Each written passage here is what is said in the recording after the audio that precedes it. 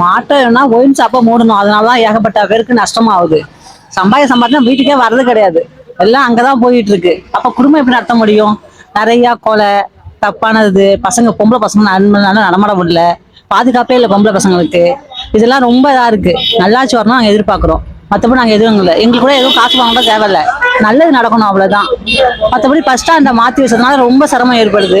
ரோட்லயே சில பேருக்கு வந்து பஸ்ஸே எதுவும் ஏறுறதுன்னு தெரிய மாட்டேங்குது. ரொம்ப தரமாட்டமா இருக்கு. டிராபிக் நிறைய ஏற்படுது அந்த போற ரோட்ல. அதெல்லாம் ரொம்ப கொஞ்சம் பழைய இது வந்தா நல்லா இருக்கும். சரியான ஒரு ரூட்டு தெரிய மாட்டேங்குதா இருக்கும். அதனால ரொம்ப கஷ்டம். எந்த இடத்துல இறங்குறது, எங்க ஏறுறது, இதெல்லாம் தெரிய மாட்டேங்குது. இப்ப திடீர்னு மழைக்குடி மாத்ததுனால ரொம்ப கஷ்டமா இருக்கு. இப்ப எல்லா ஆட்சி வரணும், வர்றவங்க நல்லதை நடத்தணும், அவ்வளவுதான். யாரு வந்தாலும் சரி, அப்படிங்கிறது இல்லை. நல்லது மட்டும் நடக்கணும். ஒயின் ஷாப்பு இருக்கக்கூடாது, அதான் நாங்க எதிர்பார்க்கிறோம். மற்றபடி நாங்க எதிர்பார்க்கல. அதனால ரொம்ப நஷ்டமாகுது. வீட்டுல சரியான ஒரு வருமானமே வராம போகுது நிறைய குடும்பத்துல. அதனால நல்லா நடக்கணும்.